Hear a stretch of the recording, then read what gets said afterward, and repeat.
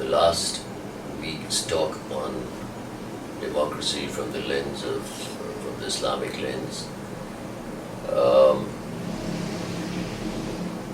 We have the topic today to address, which is the crisis of democracy in the Muslim world, monarchs, mullahs and dictators.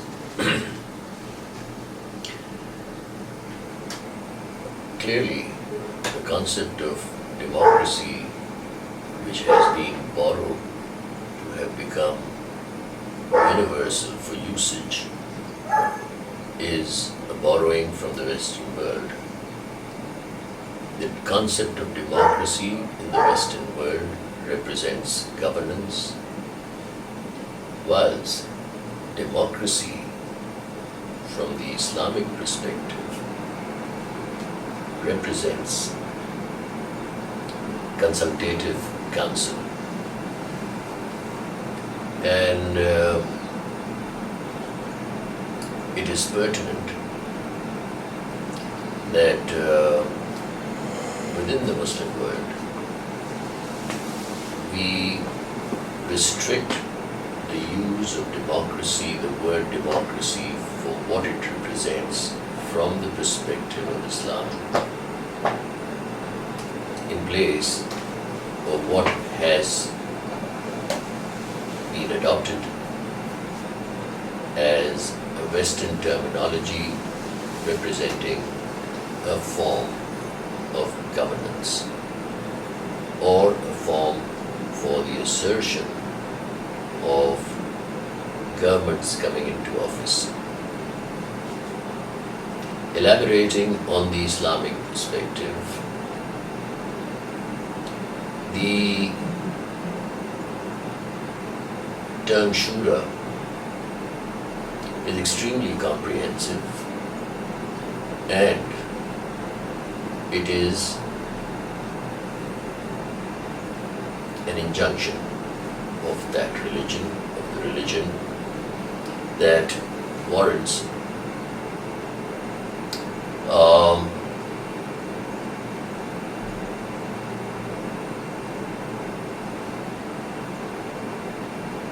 consultation of various expertise and faculties which aid the process of decision making.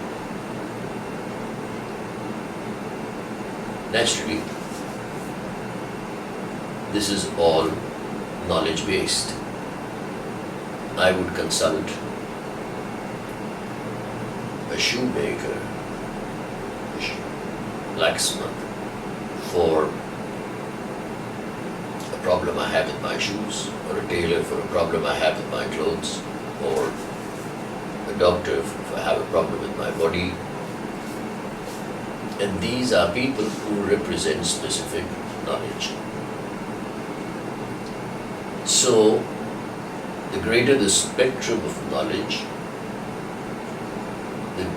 the more forceful, more wholesome, more pertinent and accurate would be the decision that would result as a consequence of this consultative exercise.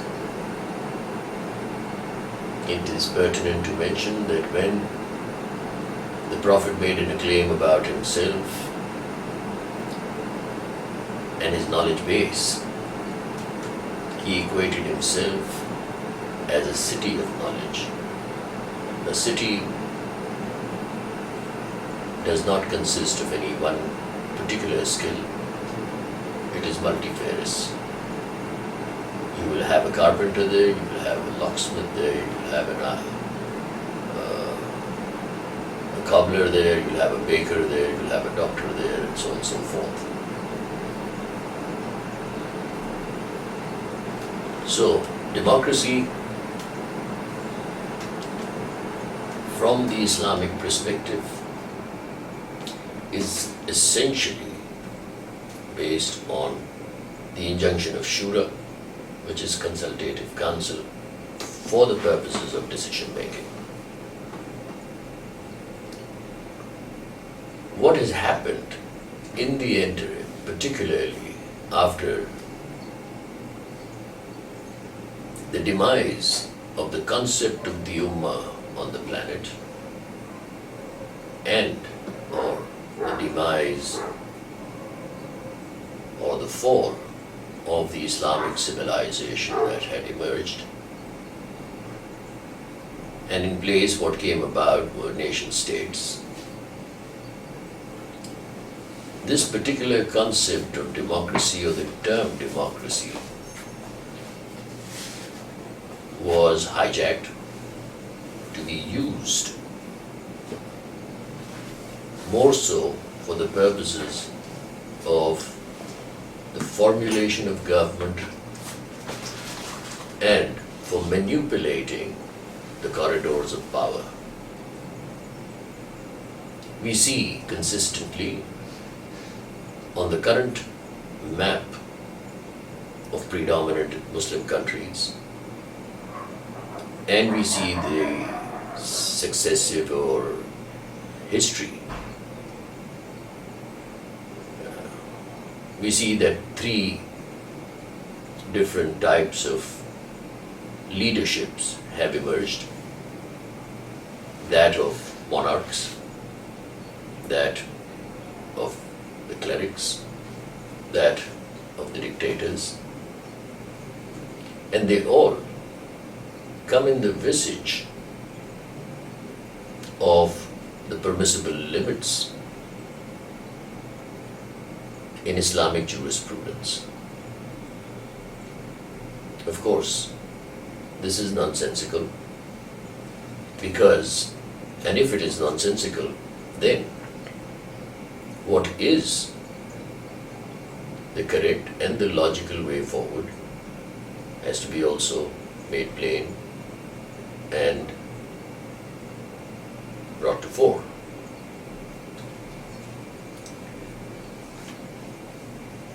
While consultative council is required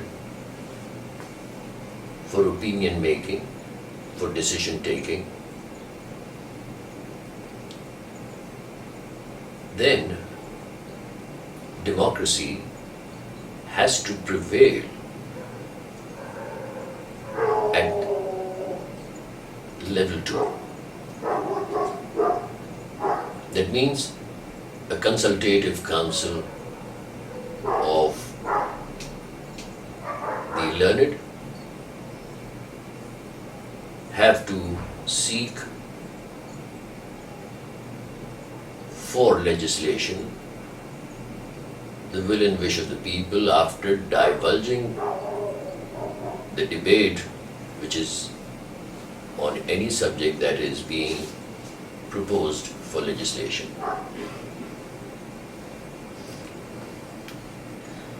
Then in the Islamic form of government you have the judiciary as an independent arm that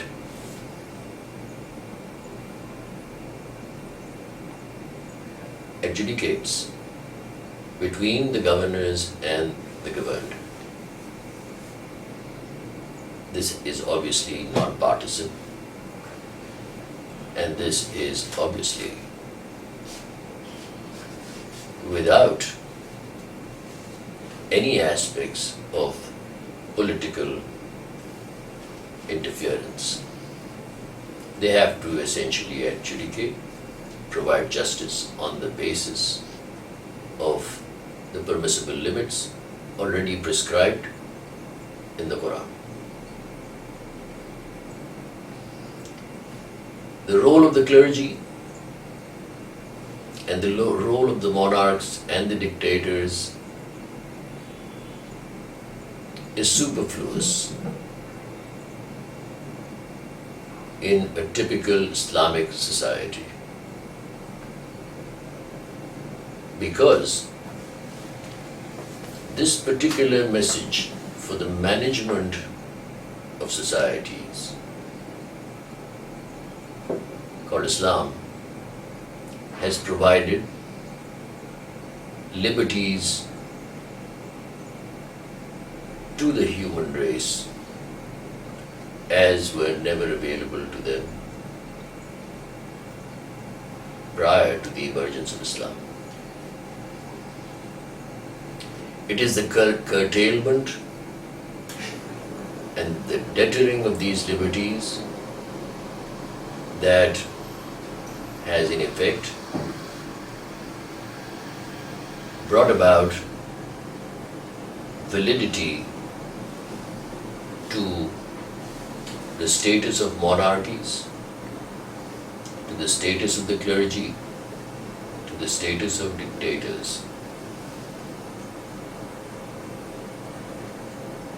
Dictators are, in any case, play on both sides of the divide. I mean, they also take advantage of the concept of caliphate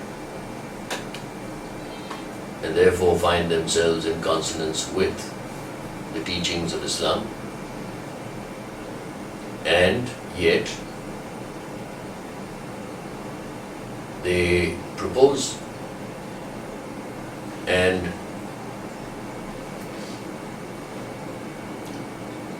subscribe to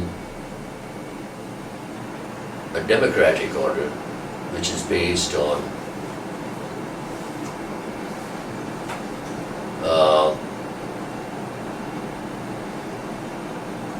induced publicity, more so personality worship, more so than proposed, debated, and disclosed legislation coming from the learned of any particular society. So in essence, the Islamic world is living in an established dichotomy insofar as the general public is concerned, and insofar as the method of governance is concerned, it has become a manipulative political tool for the use of the religion and for the use of the term democracy as is borrowed from the West.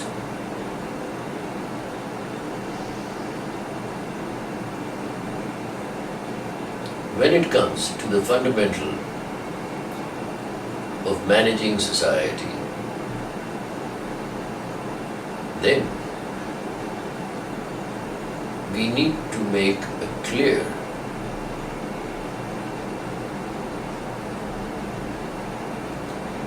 have to have a clear understanding of who and what is required, who should lead the government and what is required of the government.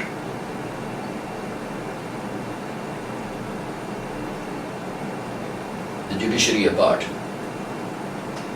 The judiciary plays a neutral umpire. But what constitutes a government is not popular will of the people.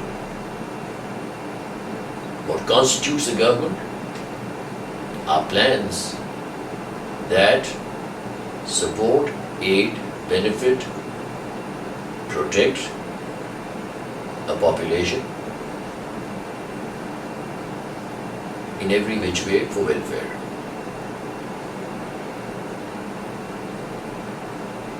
Therefore, the people who man the institution called government essentially have to be technocrats.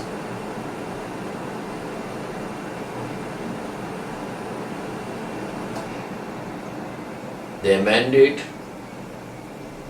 and their auditable status has to be constitutionally defended. In the same stride, what is expected of the government are policies that use the commonwealth of nature,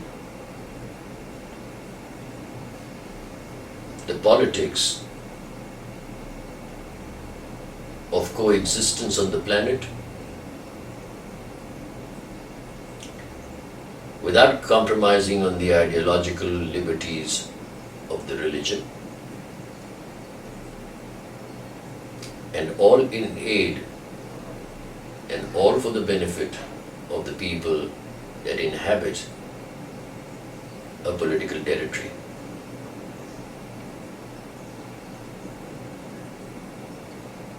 It has become commonplace that in monarchies and in countries where there are clerics in government and in countries where an institution of the state is in the driving seat, we see the usage of the word establishment. Even in a monolithic government like that of the United States of America, we see a clear reference to the establishment. Now, what is this establishment all about? In the Third World Order, or in the Muslim countries more so, the establishment represents either a monarch or his politburo, or the politburo around cleric leading the political territory, or around a dictator leading a political territory, and in the case of Pakistan, an institution leading the political territory. They are not the establishment because they are not mandated by the people, nor are they authorized to take unilateral decisions.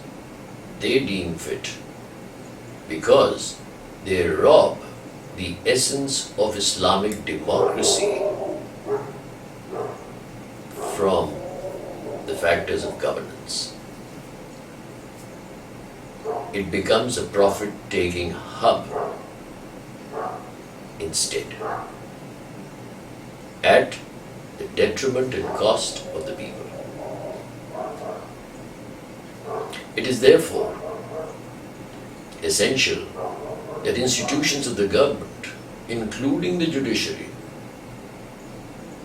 the armed forces, the civil bureaucracy, should all be dependent on a democratic principle for the emergence of leadership within. The democratic principle to throw up leadership within institutions and within the political territory called a nation state are almost identical because there are two merits attached to it. The first is based on the competitive spirit of doing better,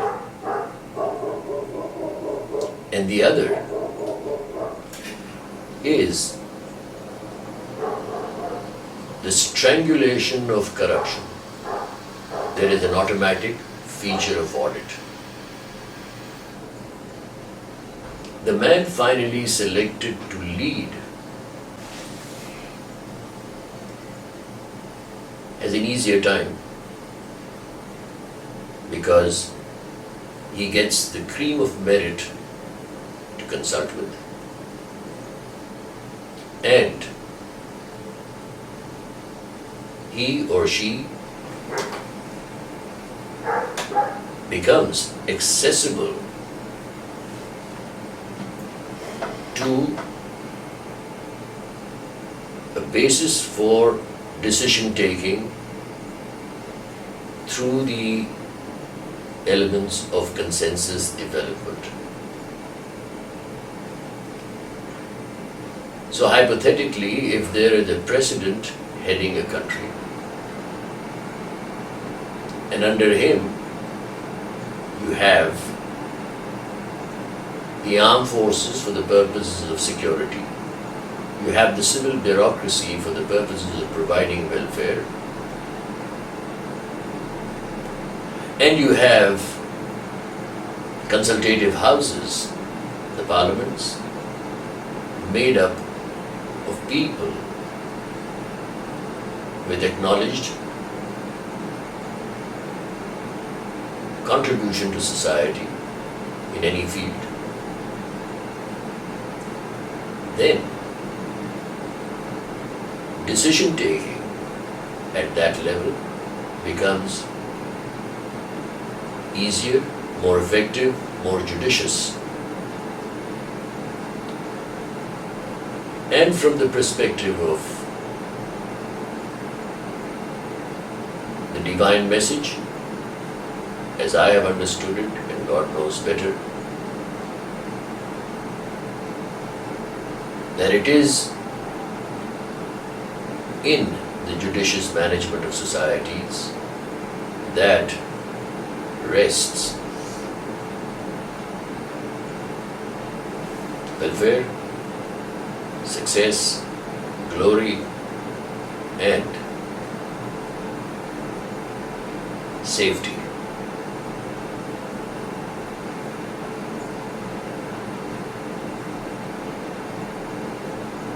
In concluding this particular talk,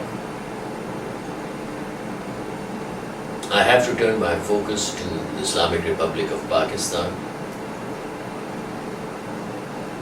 Essentially,